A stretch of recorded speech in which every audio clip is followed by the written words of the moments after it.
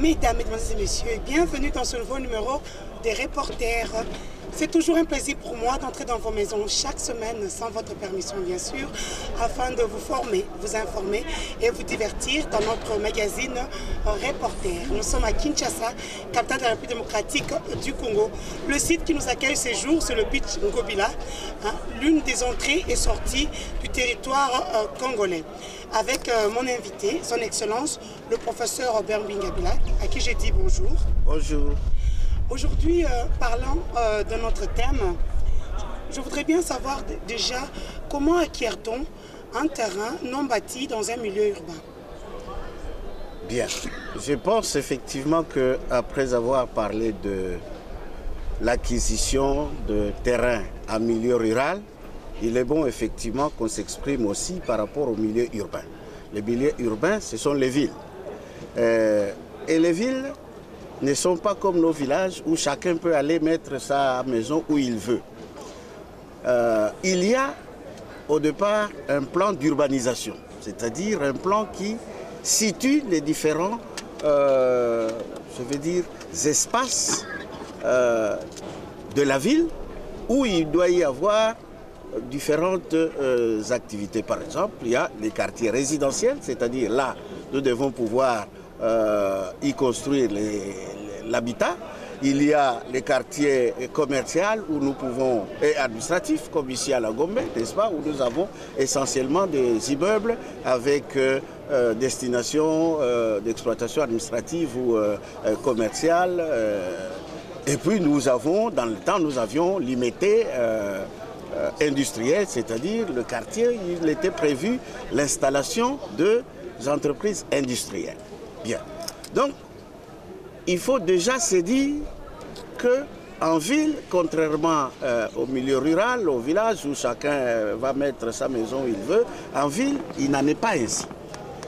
Sur base de ce plan d'urbanisation, nos services à nous, administration des affaires foncières, délimitent ce que nous appelons aujourd'hui les réserves foncières à vocation habitat et que nous appelions hier des lotissements.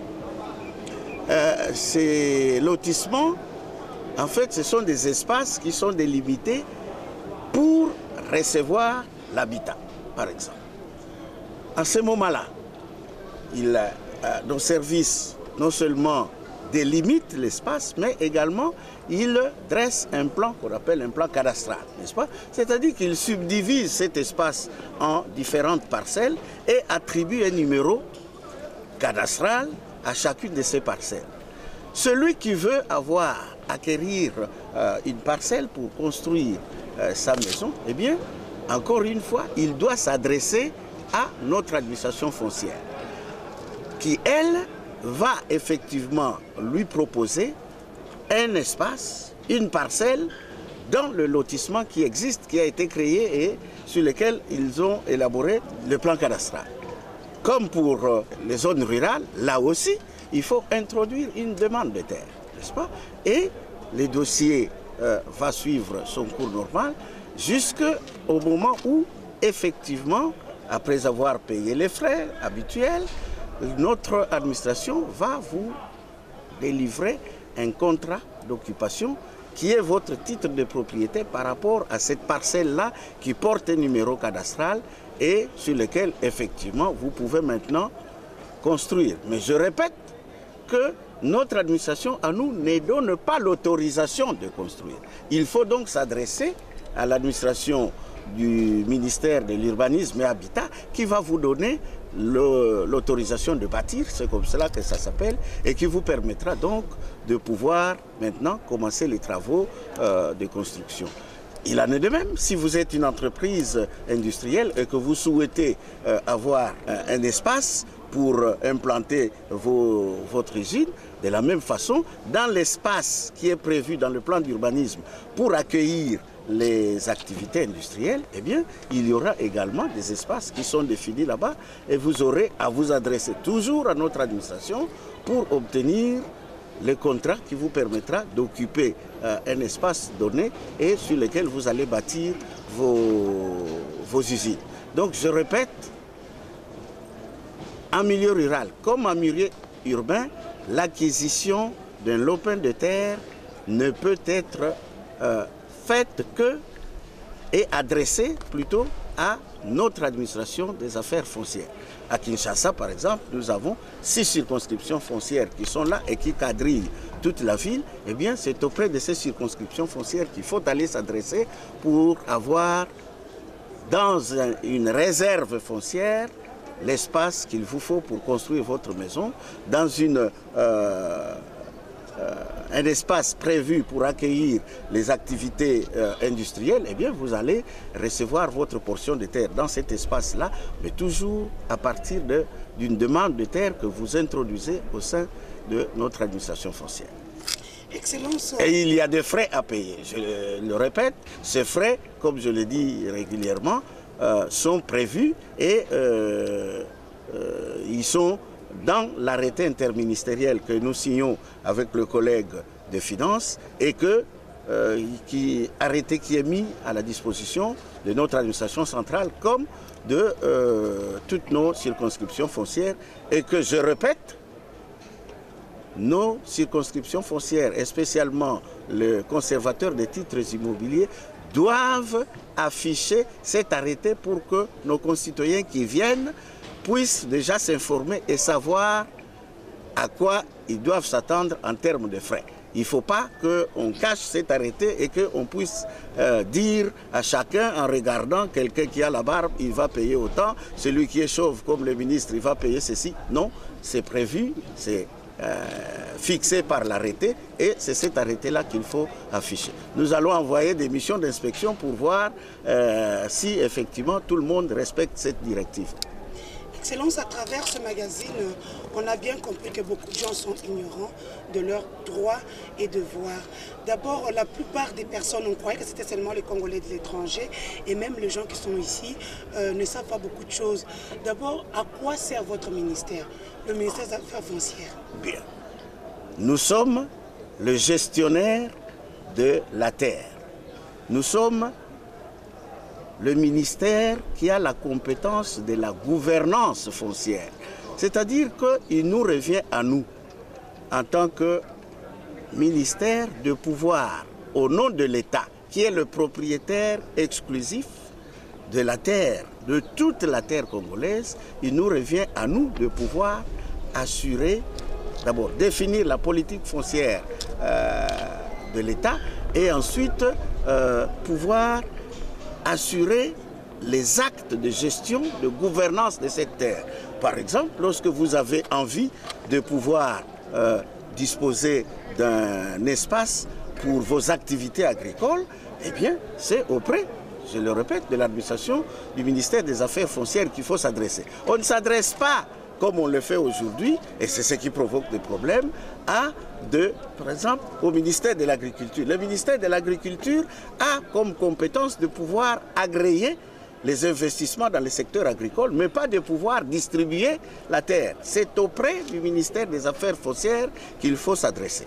Nous avons des problèmes aujourd'hui parce que justement, certains des ministères qui ont des compétences et qui interfèrent par rapport à la terre, justement, font de la distribution de la terre à notre insu et ça provoque des problèmes et des conflits, notamment, je pense qu'on pourra en parler, la superposition de titres et la superposition, entre guillemets, des concessions. Donc je pense qu'il faut répéter que le ministère des Affaires foncières est le seul qui est habilité de pouvoir assurer la gestion et la gouvernance de la terre dans notre pays. Je pense que c'est la raison pour laquelle on vous voit dans toutes les activités des autres ministères sur terrain. Et par exemple, lorsque nous allons au parc agro-industriel de Bukangalonzo, c'est bien le ministère des Affaires foncières qui donne, n'est-ce pas, la concession sur laquelle nous avons implanté le parc agro-industriel de Bukangalonzo. Et même le titre de propriété sera délivré par le ministère des Affaires foncières et non pas par le ministère de l'Agriculture ou le ministère de l'Industrie ou celui des Finances. Non, c'est par le ministère des Affaires foncières. Parlons des termes techniques que nous utilisons souvent aux affaires foncières. Aujourd'hui, je voudrais bien savoir ce qu'on appelle d'abord transfert d'un contrat de location. Lorsque vous introduisez votre demande de terre et qu'elle aboutit, comme je l'ai dit, notre administration vous délivre un contrat qui peut être un contrat d'occupation, qui peut être un contrat de location. Et il est à votre nom, n'est-ce pas? C'est vous qui signez avec la République un contrat par lequel la République vous concède, vous donne le droit de jouissance sur un espace donné. Vous commencez vos activités et pour une raison ou pour une autre, vous n'êtes plus à mesure, par exemple, de poursuivre. Ou bien vous décidez, non, je vais faire autre chose. Vous vous entendez maintenant avec quelqu'un d'autre qui, lui, est intéressé à pouvoir faire des activités sur cet espace-là. N'est-ce pas? Vous allez lui céder votre droit de jouissance qui est matérialisé par le contrat. Très souvent, malheureusement, qu'est-ce que nous faisons? On fait une vente, un acte de vente, n'est-ce pas? Moi, Robert Mbouinga, titulaire du contrat de location numéro tel sur tel espace, eh bien, je le cède à Mabaya pour, généralement d'ailleurs, nous en parlerons souvent parce que c'est des comportements citoyens qu'on doit avoir. On cède à X montant, mais sur les papiers, on est toujours en train de minorer. Là où vous avez reçu 1000 $, parce que c'est souvent en dollars, mais nous devons revenir au franc congolais, vous allez dire non, j'ai touché 100 $ là-dessus. Mais enfin, donc le transfert de propriété, c'est le fait de pouvoir, vous, titulaire au départ, céder vos droits onéreusement ou gratuitement, ça dépend, à quelqu'un d'autre qui va pouvoir effectivement, à partir de ce moment-là, jouir du droit de pouvoir utiliser cette terre. Mais le transfert, il peut se faire également à la suite, par exemple, du décès du papa, n'est-ce pas? Le papa est décédé, il était titulaire de droit par des contrats de concession, eh bien, sa descendance, ses héritiers, effectivement, vont pouvoir bénéficier de ces droits qui étaient au nom de papa par un jugement d'investiture et ils peuvent demander effectivement qu'on fasse les transferts de ces droits-là de leur papa à eux qui sont les héritiers. N'est-ce pas? Donc, c'est simplement le fait de pouvoir se déposséder de ces droits en faveur de quelqu'un d'autre à qui vous les cédez onéreusement ou gratuitement.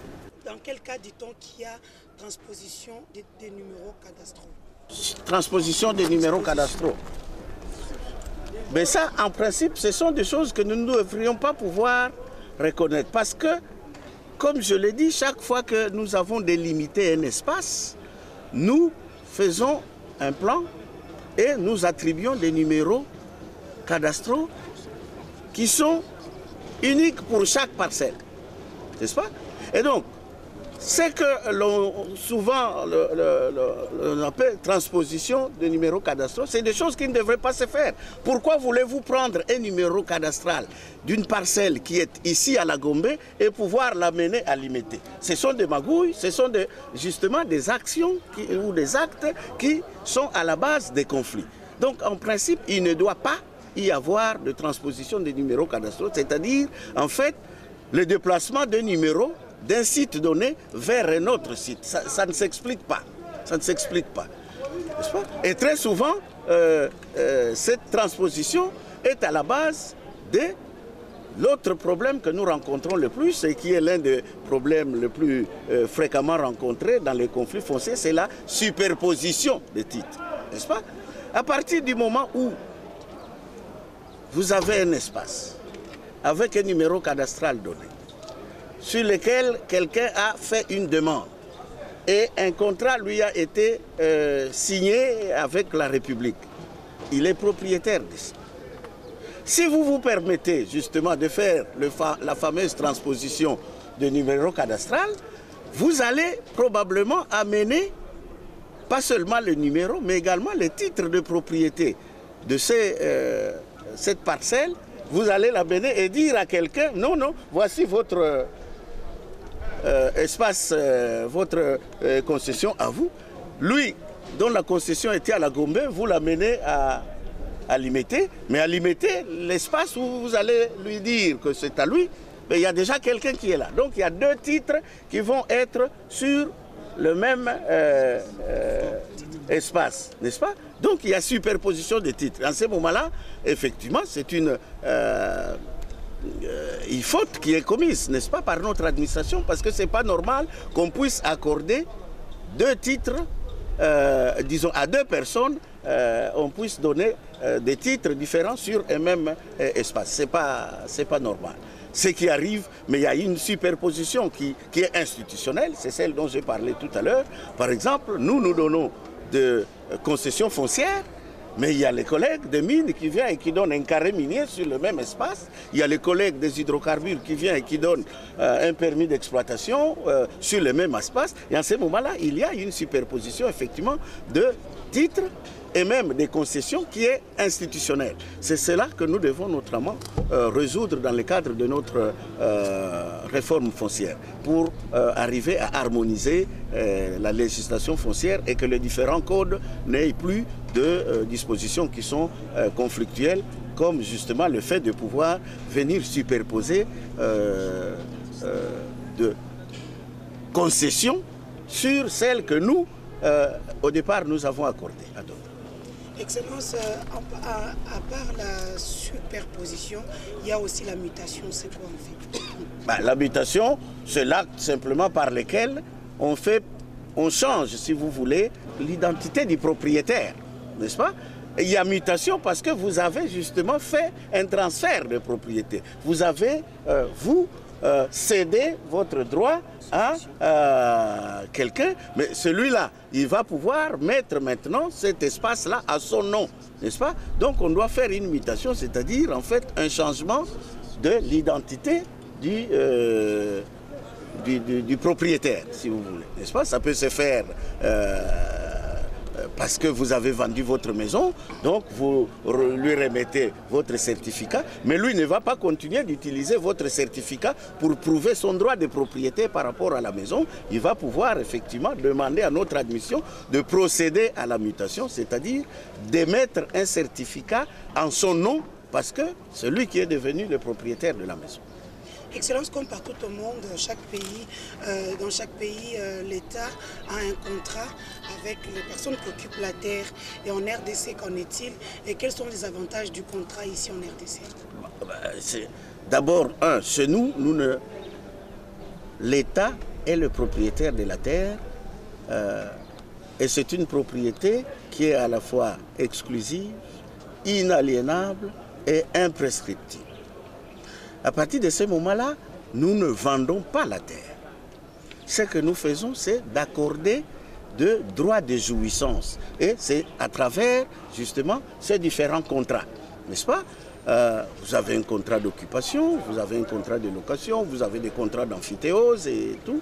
Ça veut simplement dire que l'État vous reconnaît le droit de pouvoir, entre guillemets, exploiter l'espace foncier qui est concerné par le contrat que vous avez signé avec lui. Donc il vous cède et vous permet de pouvoir jouir de cet espace-là en fonction de la destination que vous-même vous avez indiquée, n'est-ce pas? C'est vous qui venez dire à l'État, je veux avoir cet espace foncier pour, par exemple, des activités agricoles. Je veux avoir cet espace foncier pour simplement construire ma maison. Ou bien je veux avoir ça pour des activités agro-industrielles et ainsi de suite. Donc c'est vous qui dites à l'État, donnez-moi tel espace parce que je vais y faire telle activité. N'est-ce pas? Je pense que le contrat, c'est quelque part le titre de propriété et donc le droit de pouvoir jouir de cet espace foncier et en même temps le droit de pouvoir bénéficier de la protection, n'est-ce pas, de vos droits par l'État pour que quelqu'un d'autre ne vienne pas comme ça et se dire, moi aussi je viens ici, je voudrais travailler sur cet espace. Vous allez lui dire, non, il m'appartient, c'est à moi que l'État a donné le droit de jouissance sur cet espace foncier. Donc c'est à la fois un titre de propriété qui vous permet de pouvoir jouir, mais en même temps, c'est sur base de ça que nous pouvons effectivement sécuriser vos droits de jouissance. Excellence, on va commencer par les questions de nos téléspectateurs. On commence par un Congolais de l'étranger. En fait, leur histoire est un peu selon, mais je vais tenter de raccourcir. Ils sont 10 dans la famille, mes 3 des sœurs sont décédées, mais ces 3 sœurs ont retiré leur nom du testament de leur papa. Disons, la parcelle est ici à Kinshasa. Eux, ils veulent vendre la maison, mais ces sœurs-là ont des enfants. Est-ce qu'ils y ont droit ou pas? Attendez. Papa avait 10 enfants, parmi lesquels des femmes? 7 garçons, 3 femmes. 7 garçons et 3 femmes. Et les 3 sont décédés. Puisqu'elles sont décédées, je pense qu'on ne fait pas hériter un mort. N'est-ce pas? Mais ils ont des enfants. Bon, donc ce sont les enfants qui viennent au nom de leur mère. Mais vous dites que qui a retiré les noms de ces dames de la succession? Elle-même. Elles n'étaient plus, de leur vivant, elles ont renoncé à pouvoir être héritières. Ça, c'est une... Mais si elles ont renoncé, effectivement, malheureusement, alors, même leurs enfants n'ont pas droit, n'est-ce pas? Parce que leur maman, de leur vivant, se sont exclues elles-mêmes du bénéfice de la masse successorale. Donc, à ce moment-là, vous ne pouvez pas dire non. Nous, parce que nous sommes les enfants de la maman, nous voulons faire partie des héritiers. On va vous répondre que votre maman, malheureusement, de son vivant, a renoncé à ce droit-là. N'est-ce pas? C'est compliqué quand même, ça. N'est-ce pas? Je pense que juridiquement, effectivement, comme elles ont renoncé, ben, ça veut dire qu'elles n'ont plus le droit d'hériter de ça. Et donc, même leur descendance à elles n'ont plus le droit, malheureusement. Il y a aussi un téléspectateur qui habite en Tanzanie, c'est aussi un Congolais de l'étranger. Il dit qu'il avait acheté des terrains au niveau de Mikonga à Efobank, chez des chefs coutumiers. Mais aujourd'hui, paraît-il, votre administration est en train de vendre ces terrains-là. Est-ce que c'est normal? Ben, il a acheté chez des chefs coutumiers. Déjà, c'est une faute. Ce n'est pas auprès des chefs coutumiers, je le répète pour nos concitoyens, qu'il fallait acheter. Mais supposez même que, allez, il l'ait fait. Est-ce que par la suite, il est venu régulariser la situation auprès de notre administration? Parce que quand vous avez acheté auprès du chef coutumier, vous donnez tout ce que vous lui donnez, il n'y a aucun titre de propriété ou de jouissance qui peut être délivré par le chef coutumier. Donc, ce qu'il faut faire, c'est qu'après avoir fait cette transaction avec le chef coutumier, venez à l'administration des affaires foncières pour dire, voilà, avec tel document, moi, j'ai acquis telle concession auprès du chef coutumier. N'est-ce pas? Si effectivement il y a disponibilité de la terre, l'administration peut régulariser. On vous fait remplir une demande de terre, on fait tous les... et on vous fait signer un contrat. N'est-ce pas? Alors, j'ai l'impression que notre concitoyen, malheureusement, s'est contenté d'acheter auprès du chef coutumier et puis il est parti. N'est-ce pas? Mais quand bien même il aurait eu les contrats avec notre administration, il y a encore des conditions. N'est-ce pas? Les contrats d'occupation ou les contrats de location, ça a une durée de validité. N'est-ce pas? Et la loi vous dit, quand vous avez acquis une portion de terre, vous avez 6 mois pour commencer l'occupation, 18 mois pour commencer la mise en valeur. Et si vous ne le faites pas, vous n'occupez pas, vous ne faites pas la mise en valeur, l'État est en droit de reprendre la concession. Et c'est sûrement ce qui est arrivé à notre concitoyen qui est en Tanzanie, parce qu'il n'a ni occupé, ni fait la mise en valeur. De plus, il n'a jamais signé un contrat probablement avec notre administration. Donc pour notre administration, cet espace foncier-là est tout à fait disponible et on peut effectivement en faire jouir à des gens qui viennent effectivement et qui nous adressent des demandes de terre pour différentes activités. Excellence, il y a aussi un testateur qui fut l'un de vos anciens élèves qui est au Gabon maintenant. Il vous fait ici déjà pour la clarté, c'est fait sur la radio-télévision nationale congolaise. Mais il a une question, il se demande pourquoi vous annulez brusquement la validité des fiches parcellaires et les livrets des logeurs. Non, non, nous n'avons pas annulé quoi que ce soit. Tout ce que nous disons, c'est que la fiche parcellaire, comme le livret des logeurs, comme, je ne sais pas moi, tout document, voilà, l'attestation de résidence, tout ce qui est délivré là, aussi bien par la petite territoriale que par le chef coutumier ou le chef de village, tout cela ne constitue pas de titres légalement reconnus. Le titre qui est légalement reconnu en ce qui concerne les immeubles, c'est le certificat d'enregistrement.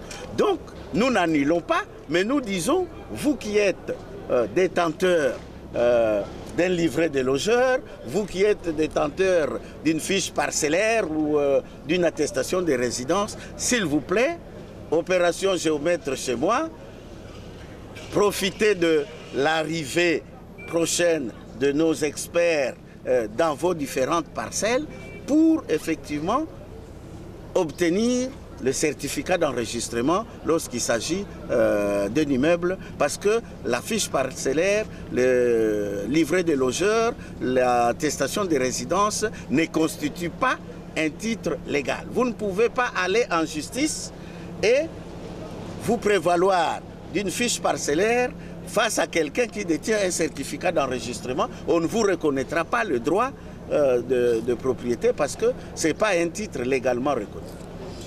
Donc on ne les annule pas.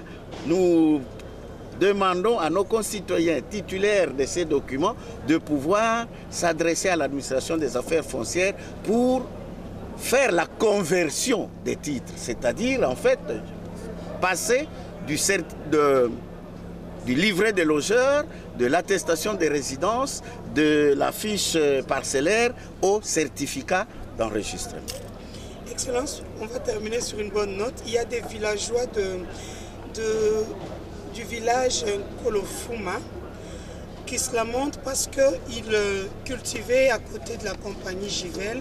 Aujourd'hui, ils ne veulent plus. Ils disent que les terres leur ont été attribuées. Est-ce que c'est un bluff ou bien qu'est-ce qui va se passer après? Mais c'est Kolofuma, je comprends bien, je connais d'ailleurs le problème. Au fond, c'est les problèmes de la coexistence des comptes amphithéotiques qui ont été accordés à des sociétés et les communautés locales et les terres occupées par les communautés locales. C'est vrai que dans le temps, nous n'avons pas tenu compte du fait qu'il y a des villages et des villageois et qu'eux, ils vivent essentiellement de la terre. C'est là qu'ils construisent leur habitat, c'est là qu'ils font leurs activités agricoles, c'est là qu'ils font leurs activités de chasse, de pêche et de tout. Et on a malheureusement intégré dans les concessions qui ont été accordées aux entreprises agro-industrielles, y compris les terres des communautés locales. Et donc nous avons ce problème aujourd'hui qui se pose. Hier, avec des tailles, disons des villages de taille réduite, avec très peu de population, bon, le problème ne se posait pas. Mais aujourd'hui, avec l'explosion démographique, les enfants sont devenus des grandes personnes qui eux-mêmes ont leurs enfants et tout. Ça pose le problème maintenant déjà même de l'extension des villages. Ça pose aussi le problème de la disponibilité des terres pour les activités agricoles et tout. Donc c'est un problème important. Nous ne pouvons pas, dans tous les cas, parce que la loi foncière nous le dit, les communautés locales jouissent de droits acquis sur les terres qu'elles occupent. Et les terres qu'elles occupent sont définies comme étant les terres sur lesquelles elles font leurs activités de survie. n'est-ce pas? Et donc nous allons effectivement avoir des conférences, je pense, dans les différentes provinces, des conférences foncières, avec toutes les parties prenantes, y compris les entreprises agro-industrielles, parce que nous ne pouvons pas non plus priver nos concitoyens qui sont dans le milieu rural, et 80% de nos populations vivent en milieu rural. On ne peut pas leur priver des terres sur lesquelles ils doivent faire leurs activités, parce que sinon nous provoquons l'exode rural, et vous savez bien que les milieux urbains ne sont pas aujourd'hui prêts à accueillir dans des conditions convenables toutes ces populations qui partiraient du village. Nous allons, si nous faisons cela, accepter de dissiper la main-d'œuvre agricole, alors que nous avons besoin de pouvoir faire des activités agricoles qui nous permettent de lutter contre l'insécurité alimentaire.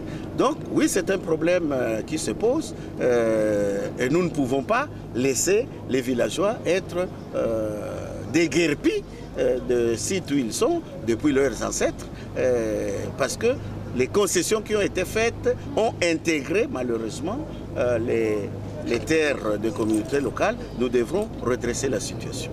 Et comme je vous l'ai dit souvent, chaque chose a un début et une fin. Reporter, c'est terminé pour aujourd'hui. Le temps pour moi de remercier toute mon équipe technique. Ce magazine est coordonné par Gabriel Passissamba, réalisé par Wamusha Lakiomba, assisté des Jansi Mayele, Charmant Lelo, Karel Devokolo, Henri Alimassi sont à l'image, au son et au montage de ces magazines. Je tiens à remercier toute l'administration foncière, spécialement aussi Madame Nicole Tibambou Kitoko Bwanga, Madame la DGAI de la RTNC. Je vous dis au revoir, on se retrouve la semaine prochaine, la même chaîne, la même heure.